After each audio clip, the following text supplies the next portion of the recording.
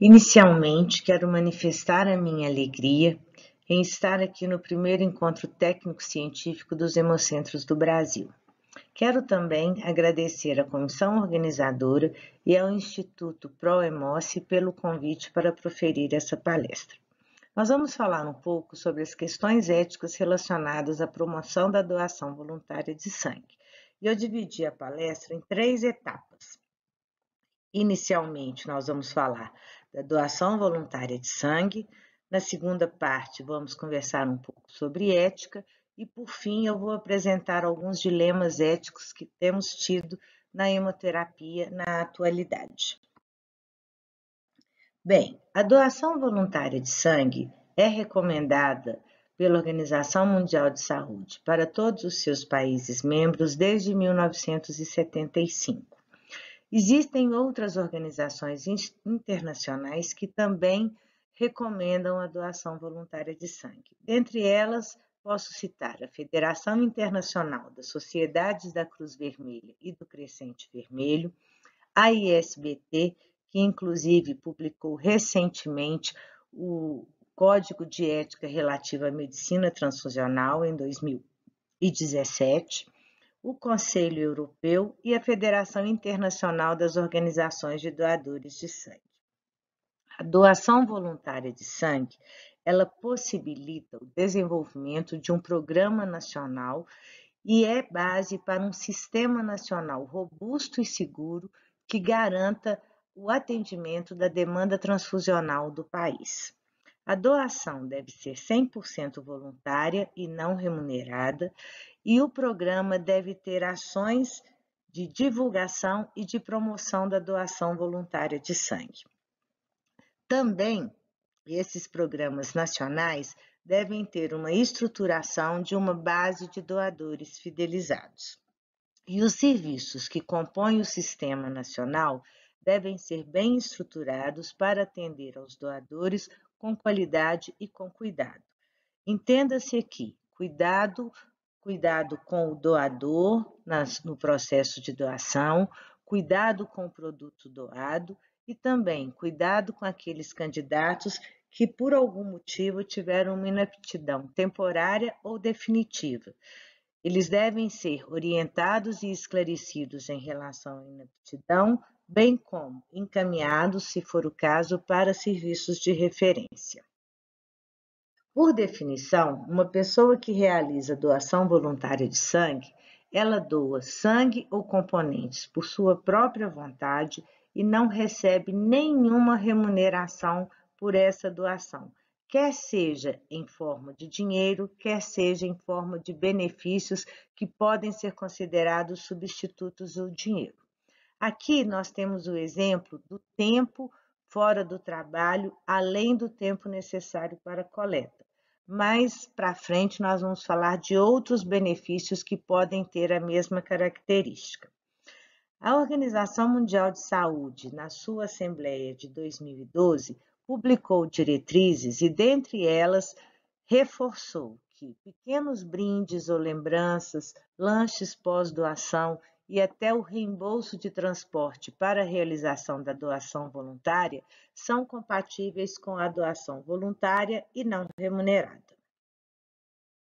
O Brasil implantou o seu Programa Nacional do Sangue na década de 1980, com a criação dos hemocentros públicos, que ficavam em cada estado brasileiro e tiveram a função de executar o programa e implementar em todo o país o Programa Nacional, tendo como principal diretriz a doação voluntária e não remunerada de sangue. Esse programa tem uma base legal que iniciou lá na Constituição Federal em 1988, em seu artigo 4, que proíbe a comercialização de sangue e hemoderivados. Esse artigo foi regulamentado pela Lei 10.205, que foi publicada em 2001. Essa lei, no seu artigo 8º, define que a finalidade da Política Nacional de Sangue, Componentes e Hemoderivados brasileira tem a finalidade de garantir a autossuficiência de sangue no país. E no seu artigo 14, determina os princípios e diretrizes que regem a política nacional do sangue. E dentre elas tem a utilização exclusiva da doação voluntária, não remunerada, cabendo ao poder público estimulá-la como ato relevante de solidariedade humana e compromisso social. No decorrer desses anos, desde a implantação do programa, o Ministério da Saúde tem publicado portarias que determinam o regulamento técnico para a execução do Programa Nacional em todos os estados.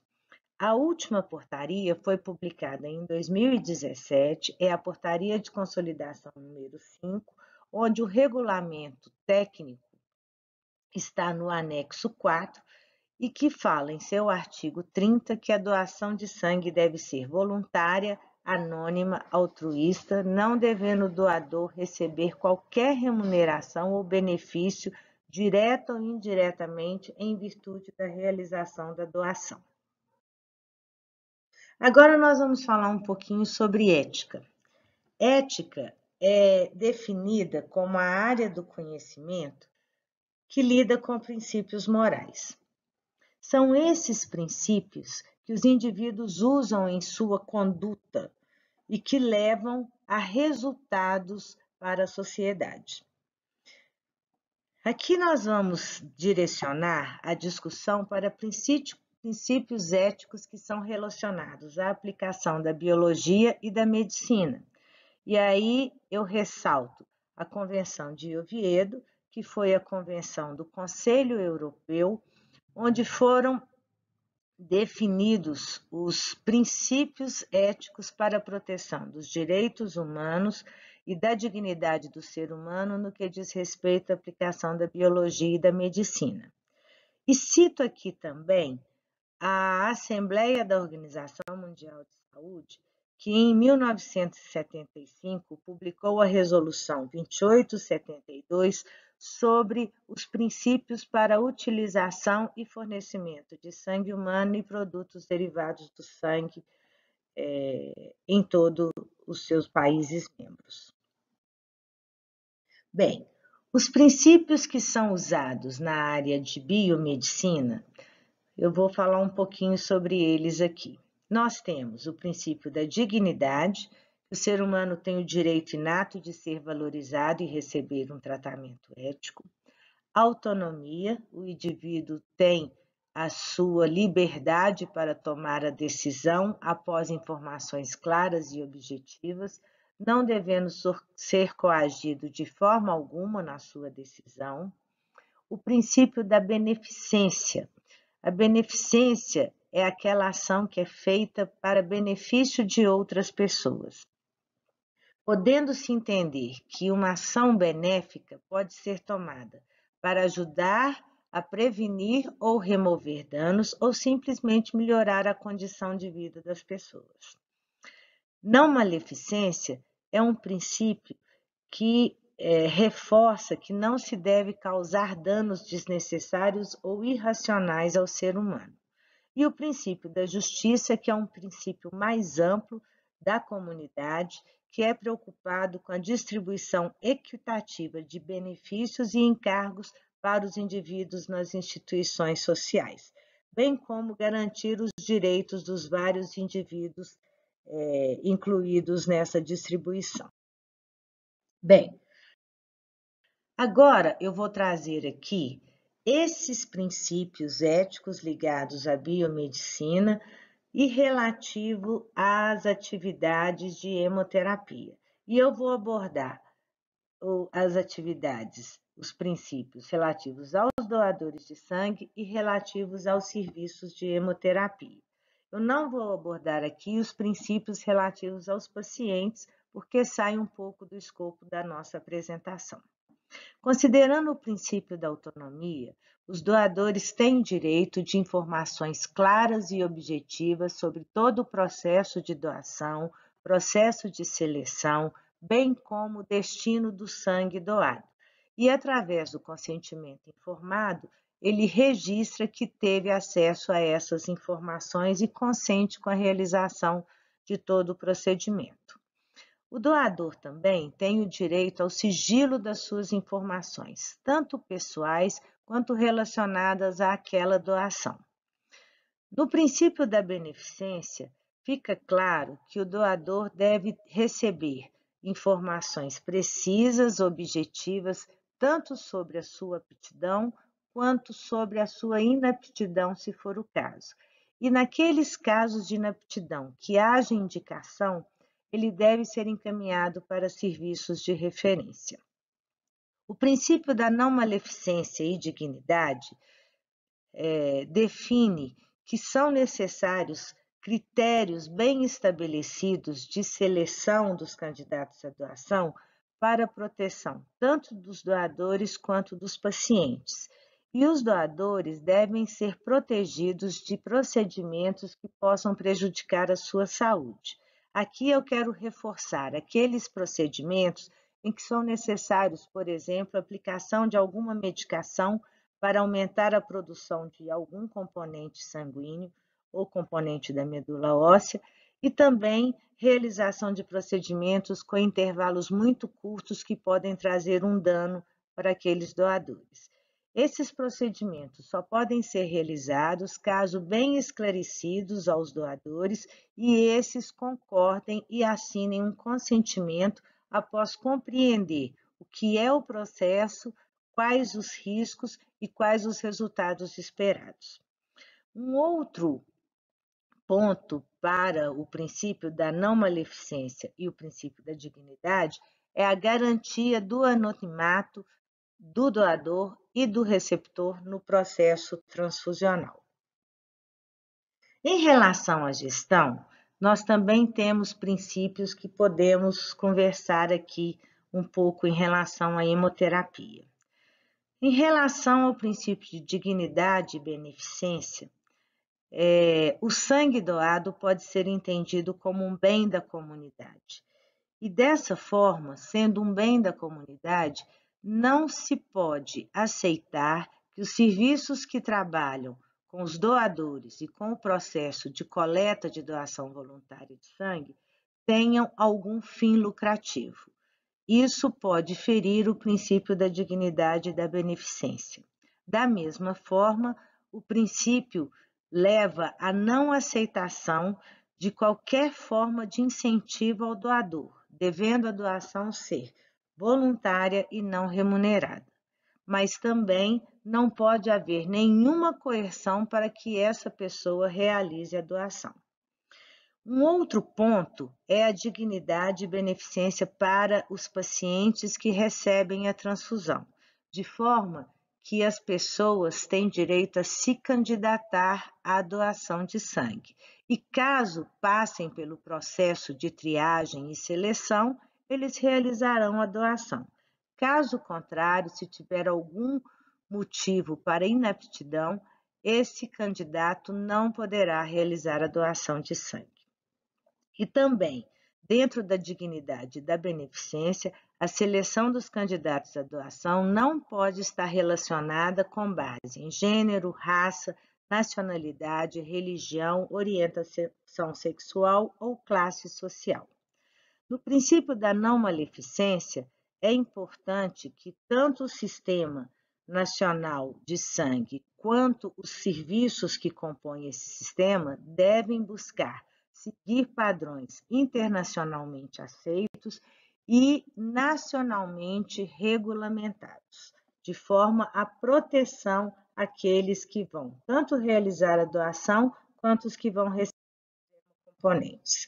E, por fim, o princípio da justiça, que é um princípio mais amplo, lembrando do entendimento que o sangue doado é um bem público, os serviços de hemoterapia devem direcionar o sangue para aqueles pacientes que maior necessidade têm daquele componente, levando-se em consideração sempre a capacidade de saúde do sistema, de forma que, em caso de estoques baixos, é recomendado que haja suspensão de procedimentos eletivos para garantir àqueles que precisam de transfusão que esse sangue seja transfundido e adequado à necessidade de cada um.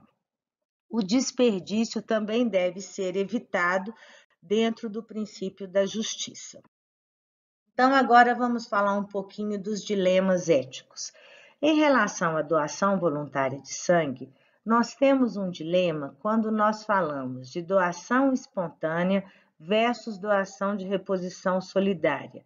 Nós temos isso nos regulamentos técnicos da doação voluntária de sangue em nosso país. E é importante a gente refletir se a doação de reposição ela é uma doação voluntária ou não. Se houver algum ganho individual, isso pode ser considerado como uma doação remunerada. Então, a abordagem ao candidato à doação deve ser feita de forma que ele compreenda que, mesmo que ele tenha ido realizar a doação, porque tem algum paciente ou familiar que irá precisar de transfusão, que a sua doação será voluntária e que irá beneficiar aquele paciente que melhor precise daquele componente. Não se pode fazer vinculação da doação ao atendimento ou ao procedimento ou tratamento que qualquer paciente precise de fazer, e é importante que as informações sejam muito claras e objetivas, para que o familiar e também o doador entendam que existe uma demanda de transfusão para aquele paciente, mas o sangue que será doado irá para um estoque que atenderá qualquer outro paciente e que não trará nenhum benefício específico para o paciente de acordo com as priorizações de transfusão, de acordo com as necessidades clínicas. Um outro ponto são campanhas de divulgação de doação voluntária de sangue com mensagens agressivas e com impacto que podem trazer o sentimento de que há um grande risco para a população da falta de sangue naquela região atendida. Isso traz um prejuízo e um dano, principalmente àqueles pacientes que precisam e sobrevivem graças à transfusão. Eles podem se sentir inseguros e podem, inclusive, trazer um sofrimento individual por causa dessas campanhas. Ofertas de brindes de maior valor econômico, como viagens, eletrodomésticos como geladeira, fogão, TVs, entradas para shows, devem ser evitados se forem ofertados apenas para as pessoas que realizam a doação de sangue. A mesma coisa acontece com campanhas que levam à competitividade e que forçam grupos a ter um número maior de doadores em relação a outros. Isso são dilemas, porque trazem um benefício individual ou para um grupo, o que não pode ser aceito em um sistema em que a doação voluntária de sangue seja a diretriz prioritária. A legislação também no Brasil tem trazido muitos dilemas éticos para os profissionais da hemoterapia. São legislações que permitem ganho de vantagens devido à doação. Por exemplo, ganho de pontuação em concursos públicos, acesso privilegiado em locais públicos ou privados, tratamento diferenciado por ser doador, podendo parar em vagas especiais ou passar na frente em filas de banco ou outras instituições, programas de milhagem que o doador vai ganhar um prêmio depois de um número X de doações, lembrando que aqui o reconhecimento sem ganho financeiro ou benefício é considerado um reconhecimento e não gera dilemas éticos. Também temos legislação que possibilita ganho de dias de trabalho pela doação, o que é um problema grande, porque os doadores entendem que eles têm esse direito e muitas vezes doam para ter esse dia de folga. E atualmente temos tido a orientação de doação de sangue como cumprimento de pena alternativa, que é evidentemente uma ação em que tem um ganho pessoal de uma pessoa que foi condenada e que vai pagar sua pena com uma doação, trazendo um conflito de interesse e prejudicando a qualidade e segurança. Por fim, na gestão, é importante o gerenciamento de coletas para suprir a necessidade do sistema, sendo que tanto coletas deficitárias ou excesso de coletas podem ser prejudiciais ao sistema nacional. O que acontece também com descarte excessivo por vencimento é uma falta de consideração com aquela pessoa que realizou a doação voluntária. Isso afeta um dos princípios éticos. O mesmo acontece quando se utiliza testes laboratoriais de menor custo e com menor qualidade, levando a um maior descarte por testes não negativos. E, por fim, a priorização de atendimentos a públicos diferenciados de acordo com outros critérios que não as necessidades clínicas e a capacidade do sistema.